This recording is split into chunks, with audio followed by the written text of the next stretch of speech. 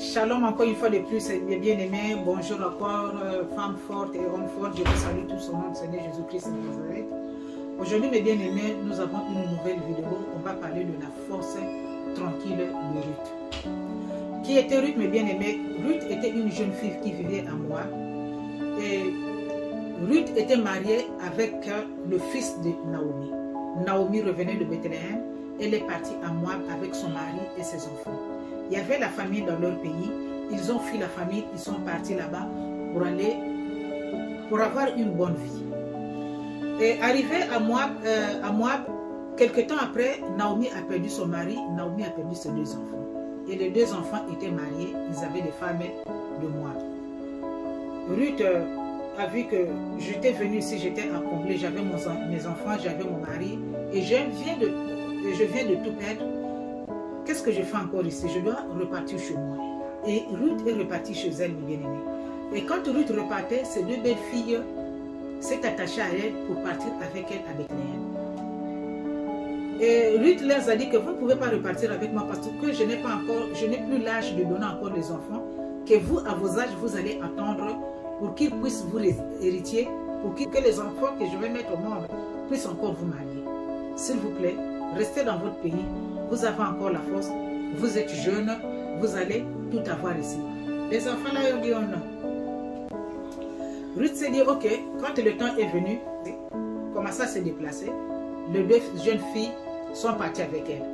Arrivée quelque part dans un carrefour, la femme, Naomi qui dit bon, là nous sommes là au carrefour, là si je fais comme ça là, je pars à Bethléem, là si je fais comme ça là, je repars à Moab.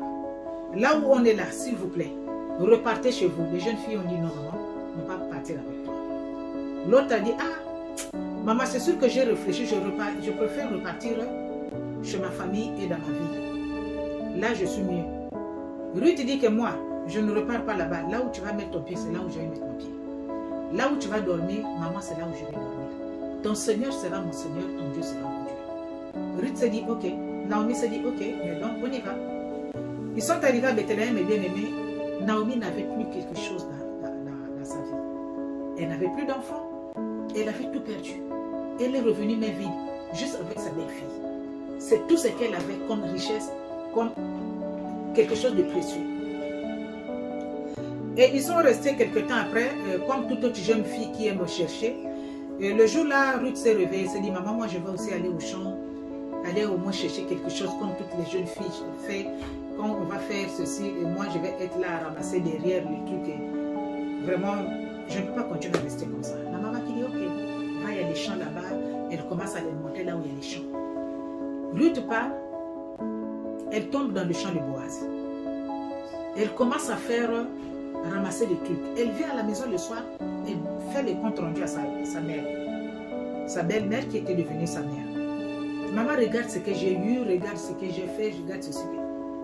Ruth qui dit, Naomi qui dit, ah bon, tu étais dans le champ qu'on appelle le champ du monsieur Boaz, oui. Mais tu sais quoi, le gars là, il a le droit du rachat.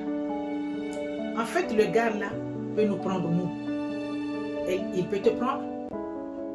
Et puis, les richesses, tout ce que mon mari avait laissé, les champs et tout. L'héritier, c'est lui. Que ce soit en pauvreté, que ce soit en richesse. Mais l'héritier, c'est lui. Maintenant, regarde ce que je vais te dire, ma fille. Demain, là, quand tu vas repartir là-bas, ne sois pas comme l'habitude. Demain, tu changes ton accoutrement. Demain, tu changes tes attitudes. Est-ce que c'est compris?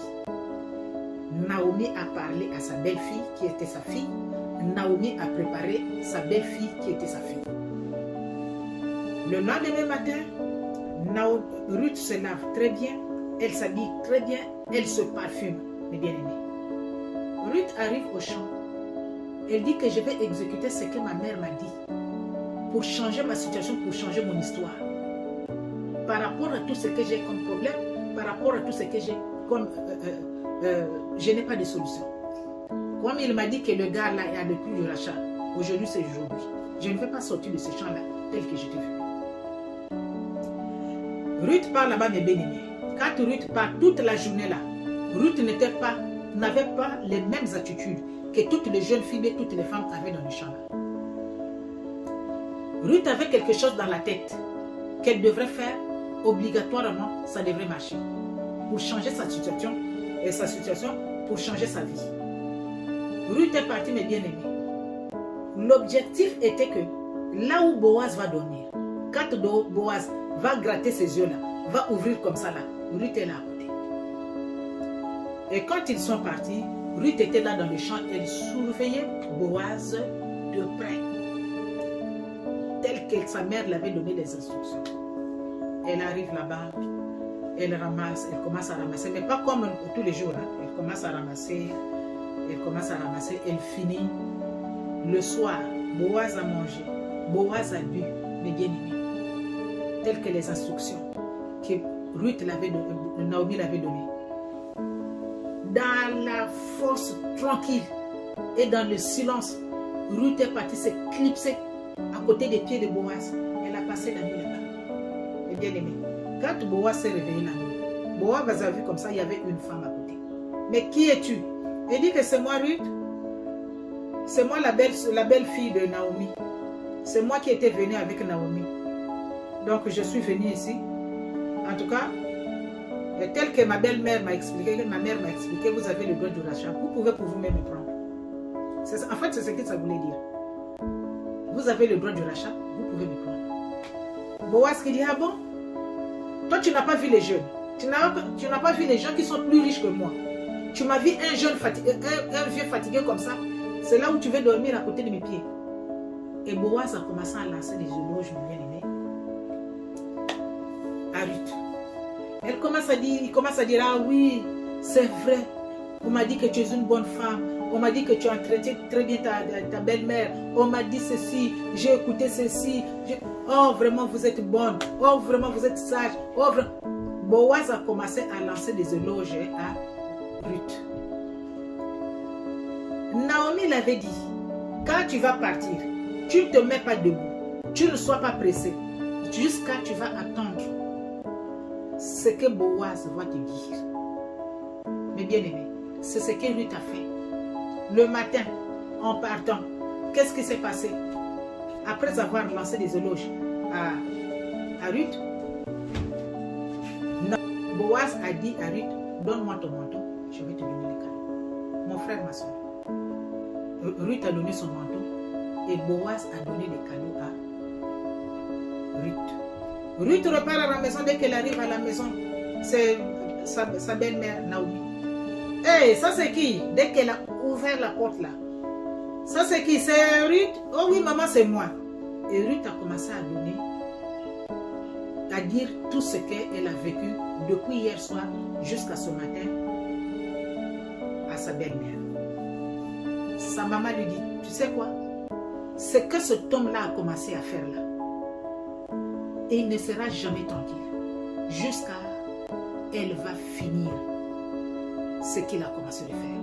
Nous allons lire la parole de Dieu, mes bien-aimés, dans Ruth 3, verset 16, et puis nous allons lire le verset 18.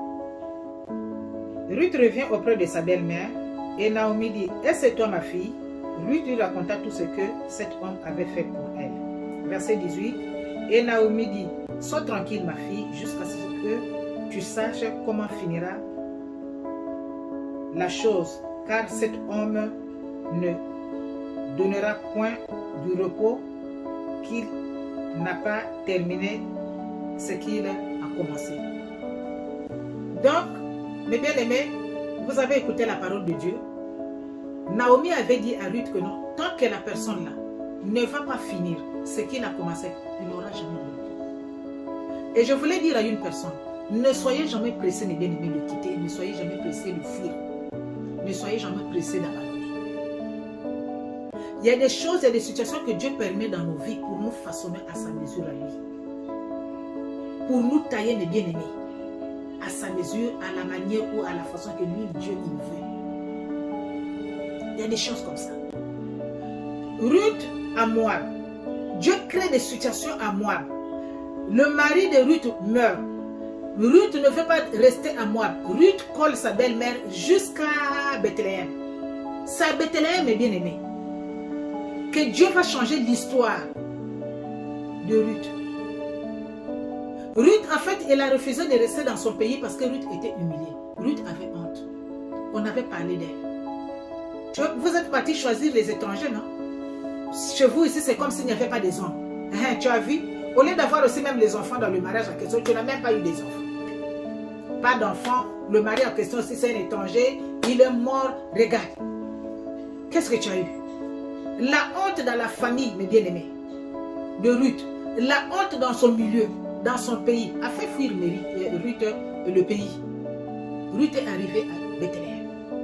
Dieu a créé des problèmes, a créé des situations, a permis des situations, a permis des problèmes pour régler des problèmes. Ruth était devenue célibataire dans le pays de Bethléem. Célibataire endurci. Sans espoir. Célibataire sans espoir. Vous avez déjà vu des célibataires sans espoir?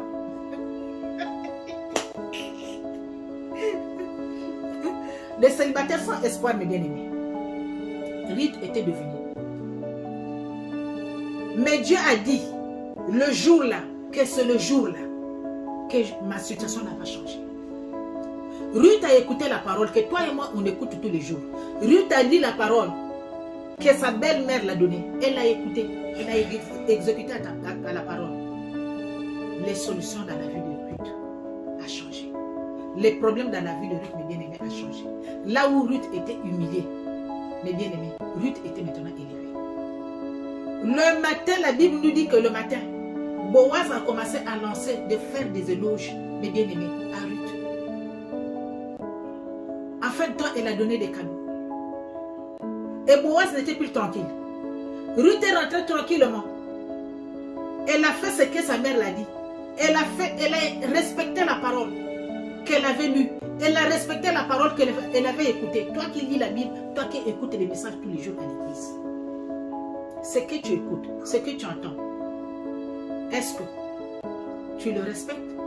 Et qu'est-ce que tu fais de la parole de Dieu? Qu'est-ce que tu fais de ce que tu écoutes, mon frère, ma soeur? Ruth a écouté, elle a exécuté, elle est rentrée calmement, la force tranquille de Ruth.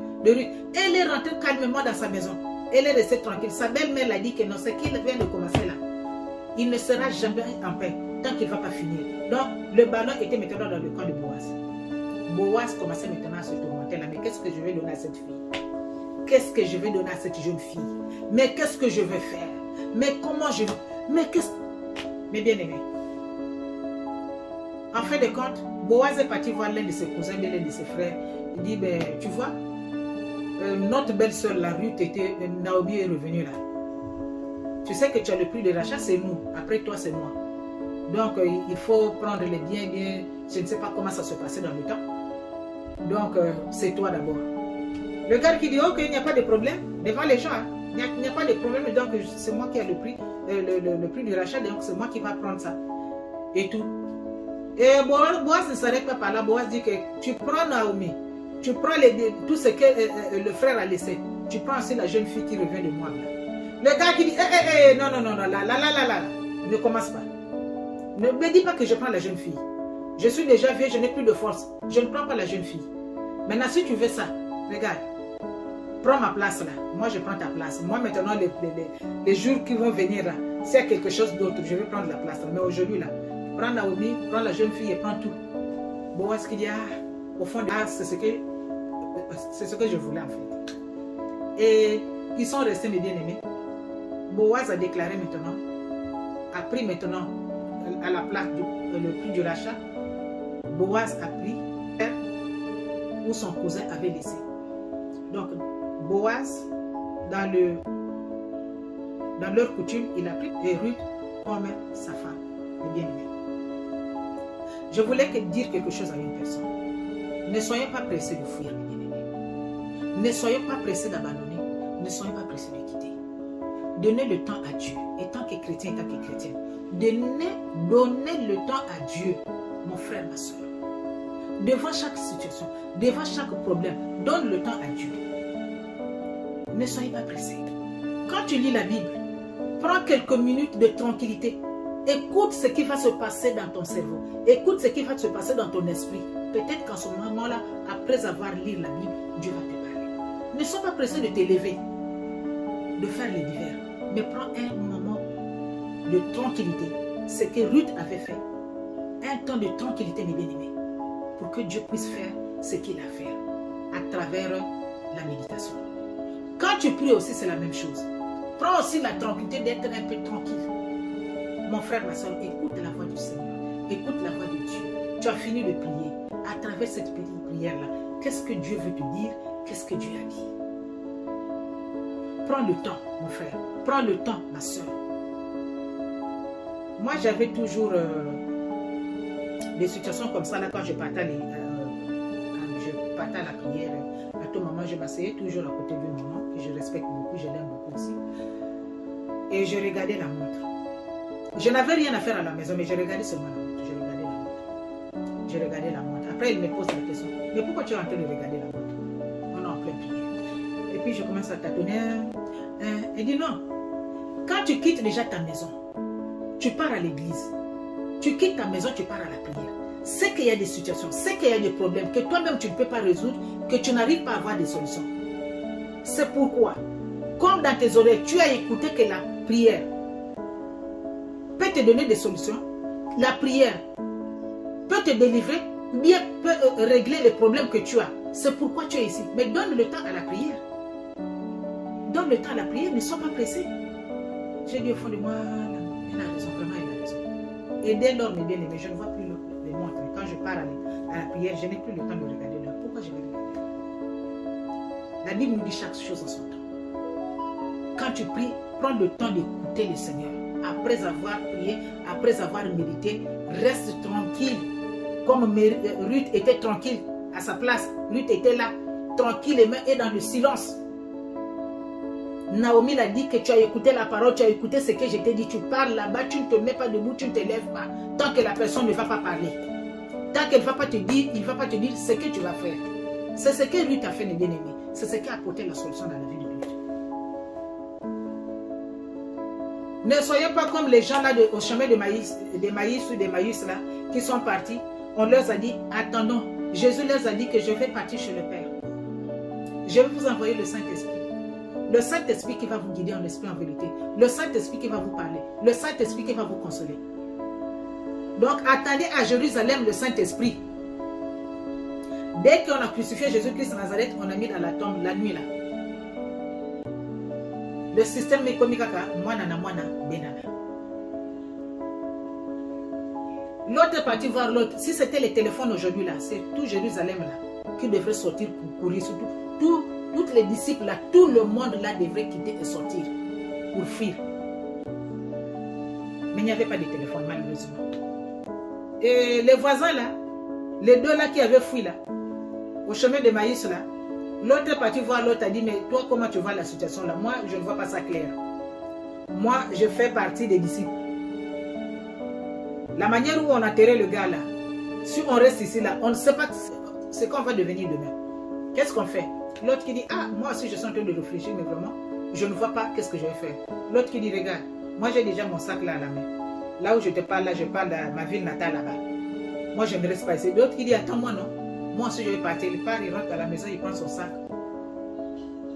Ils ont fui. Et en route, mes bien-aimés, ils ont croisé un homme. Tellement aveugles qu'ils étaient. Ils ont croisé quelqu'un qui a commencé à parler avec eux. Ils ont parti à faire chemin. Ils ne se rendaient pas compte que c'est le Seigneur des Seigneurs qui est là. Que c'est le roi des rois qui est là. Que Jésus-Christ de Nazareth, c'est lui qui est là. Mais bien aimés, jusqu'à ils sont arrivés dans une maison.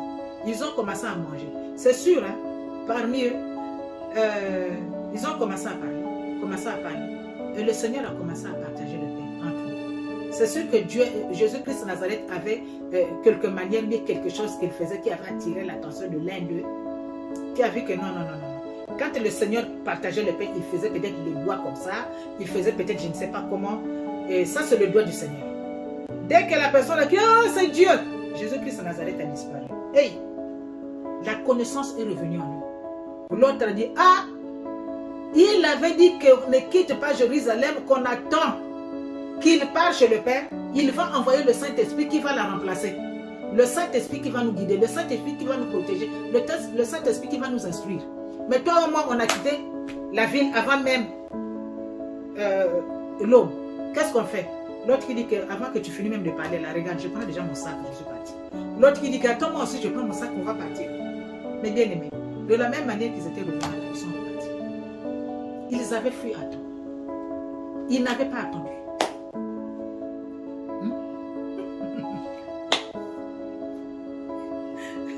Toi, tu veux fuir, mon frère. Tu veux fuir, ma soeur. Qu'est-ce qui te garantit qu'en fuyant la situation, en fuyant le problème, que Dieu n'est pas derrière la situation là, que Dieu n'est pas derrière ton problème? La situation de Ruth, Dieu était dedans.